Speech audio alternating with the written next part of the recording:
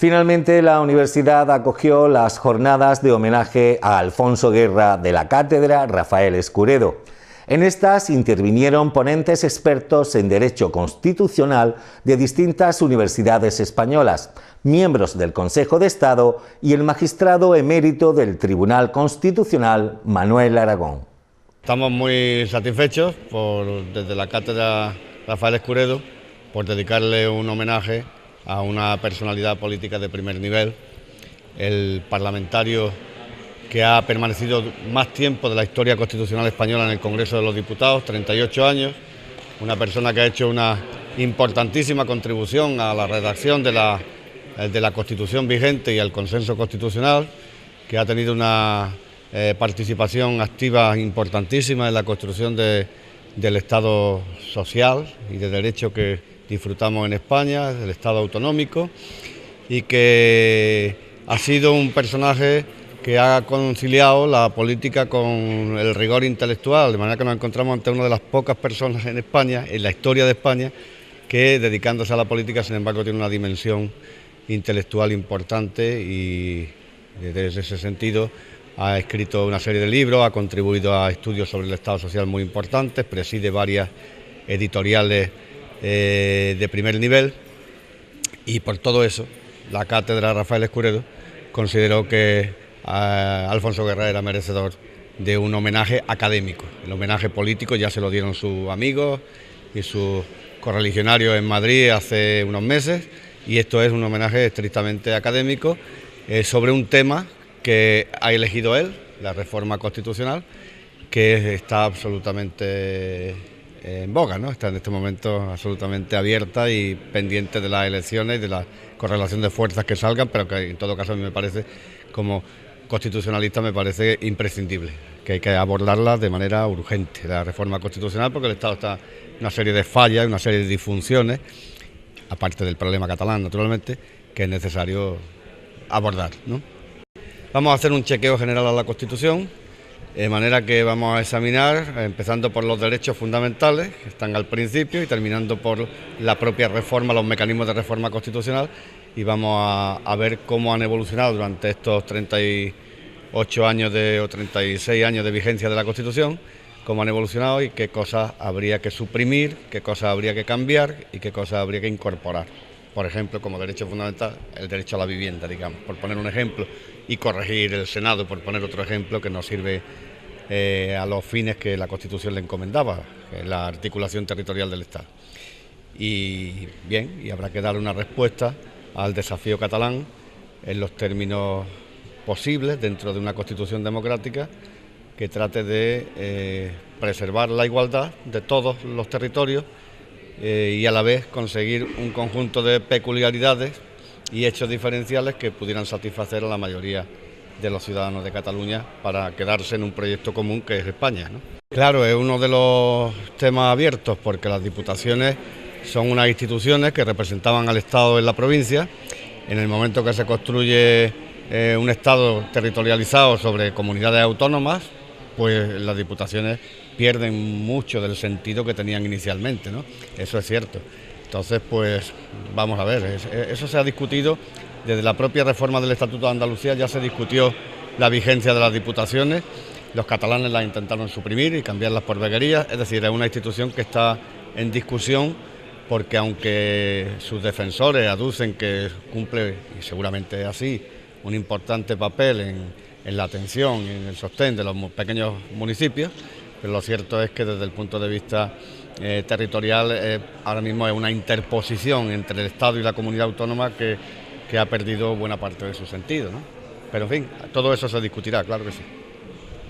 En la de esta tarde lo que voy a hacer es utilizar un caudal histórico que es muy apreciado en los países anglosajones y menos todavía en el continente, y es contar lo que se vivió en la elaboración de la Constitución y contado por uno que estaba allí, por un protagonista, y voy a ser lo más detallado posible en por qué se hicieron las cosas como se hicieron y qué fruto dio, y eso es lo que voy a contar esta tarde. Y ya mañana me dedicaré a plantear qué posibilidades hay de la reforma de la Constitución en qué sentido debiera ser la reforma, qué están pidiendo unos y otros sobre la reforma y qué capacidad tendrá la próxima legislatura para hacer la reforma que tantos piden. Bueno, cuando usted dice ahora, estoy pensando que usted se refiere a después del 20 de diciembre. Entonces primero tendrán que hablar los ciudadanos y cuando hablen ellos se podrá hacer un análisis. En base a lo que dicen las encuestas, creo que será más difícil entonces que ahora, pero no más difícil que en el año 77, y se hizo.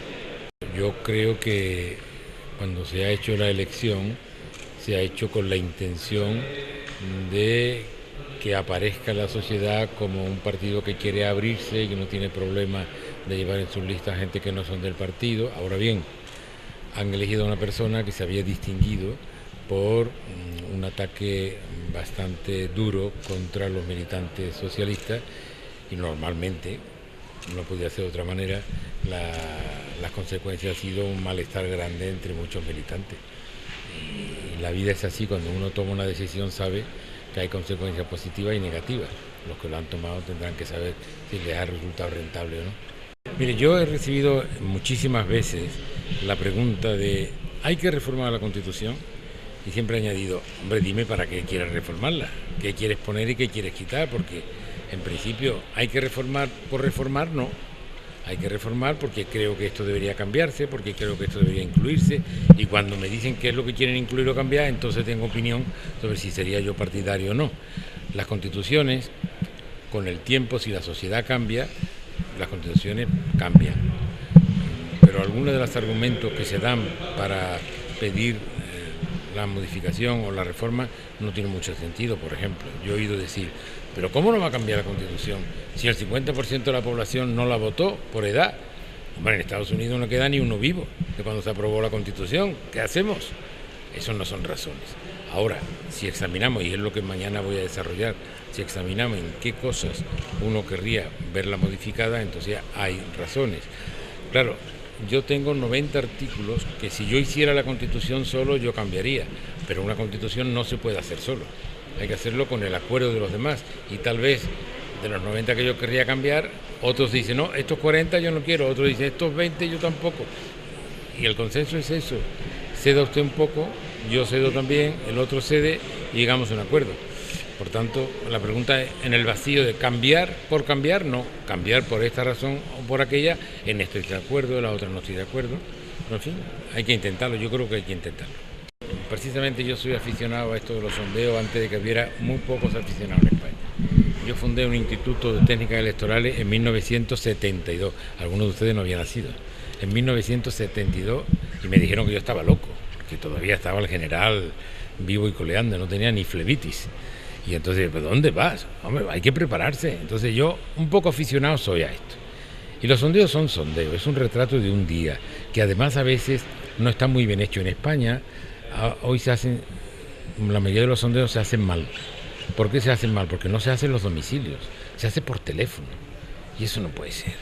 Entonces yo soy presidente de una revista que se llama Temas para el Debate, que cada año hacemos un sondeo bien hecho. No con 1000 personas, sino con 2500 y lo hacemos en domicilio.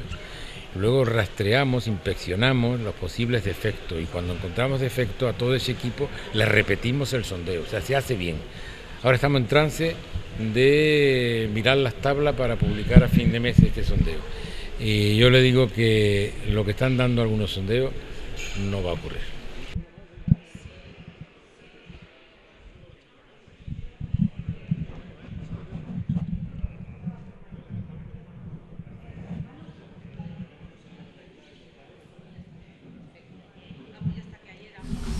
Si les oyen ustedes hablar a alguno de los aquí presentes y en la ponencia, pues pensarán que yo soy un personaje muy importante. Yo no lo veo así. Yo me considero una persona poco importante que ha tenido la fortuna de vivir en una etapa que le ha colocado en el vórtice del huracán de una cosa tan importante como transitar desde una dictadura muy cruel a una democracia. Y me tocó allí, me cogió allí y hice lo que pude. Pero fíjense que es una gran noticia que intelectuales homenajean a un político. Eso parece bastante difícil en el panorama cultural que hay en el país y lo que se piensa de la política como algo innoble, cuando la política tiene una nobleza extraordinaria que no puede ser tapada porque algunos en la actividad política no se comporten éticamente. Los intelectuales, aquí tenemos un plantel extraordinario, tienen en su práctica intelectual, tienen como fin la búsqueda de la verdad y además fundamentan esa búsqueda en un método que es la duda. Dudan ante todo. Es la única manera de aproximarse a la verdad, verdad que no es eterna, las verdades son perecederas. Lo que hoy es verdad, mañana puede no serlo. Un científico lo sabe bien. Pues si el intelectual tiene a la duda como método y la búsqueda de la verdad, el político en su actividad política quiere certezas y busca mejorar la condición de los demás, solucionar los problemas de la gente. Entonces, hay un choque entre la práctica intelectual, la duda, y la actividad política, la certeza. Yo siempre he estado en medio. Yo soy un político heterodoxo que siempre he incluido la duda en mis actividades políticas. Y me ha ido bien. Yo tengo hoy una posición bastante asombrada y de enorme gratitud a todos los que han hecho posible este seminario y que le hayan puesto como título, como subtítulo, que pueda ser en beneficio del recuerdo que tengan de mi actividad política. Pero mi participación aquí era hablar de la reforma de la Constitución, en la sesión última, en la clausura. Pero otro accidente, además del avión, ha hecho que por razones de salud, uno de los conferenciantes, don Virgilio Zapatero, no haya podido venir, y entonces se me ha asignado también, se me ha solicitado que yo hable del asunto del que iba a hablar el señor Zapatero. Yo no puedo ofrecer la sabiduría científica que podría ofrecer don Virgilio Zapatero, pero sí les ofrezco otra cosa, muy cotizada en los países anglosajones, menos en el continente, y es contar la historia como la viví. Es decir, es conocer cómo sucedieron las cosas desde uno que fue el protagonista, aunque modesto protagonista, pero protagonista vivo de aquello. Y ahora sí, entro en lo que se me ha pedido, que es hablar sobre la elaboración de la Constitución.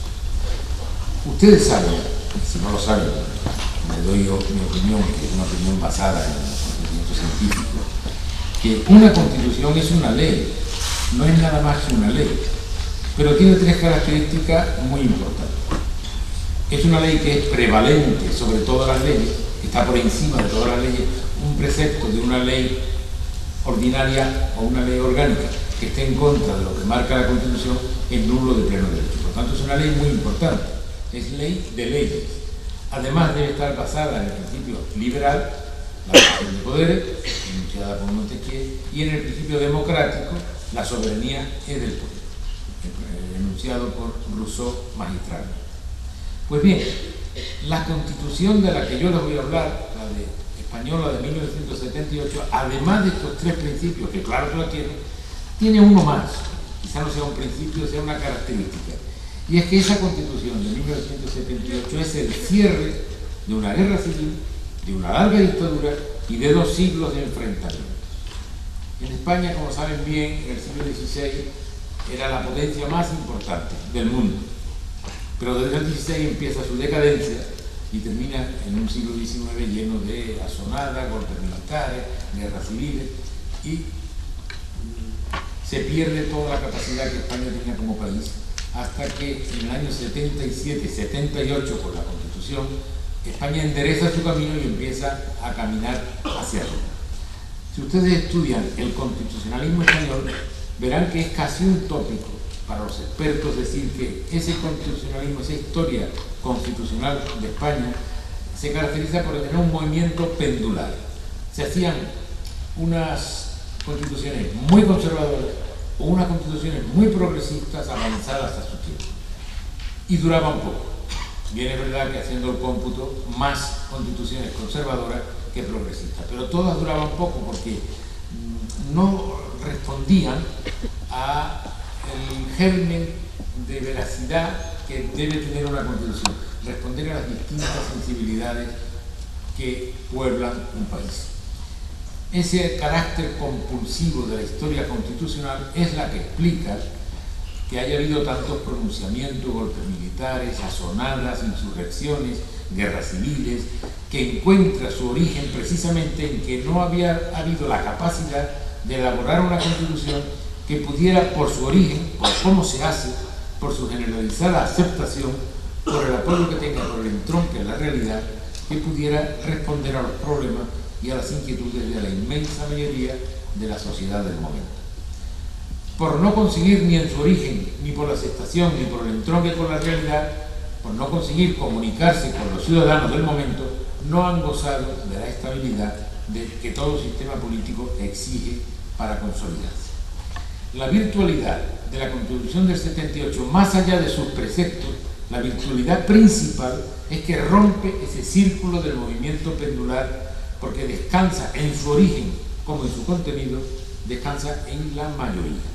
Las constituciones frustradas anteriores no eran verdaderas constituciones, eran constituciones de una parte de la sociedad que imponía a la otra parte de la sociedad. Lo que ocurría es que cuando ganaban los progresistas, que entonces se llamaban liberales, los liberales todavía en Estados Unidos los progresistas son liberales, aquí ahora los liberales son conservadores, pero entonces los liberales eran los progresistas. Cuando ganaba un partido progresista liberal, hacía una constitución que respondía a los intereses de media España, la que ellos representaban.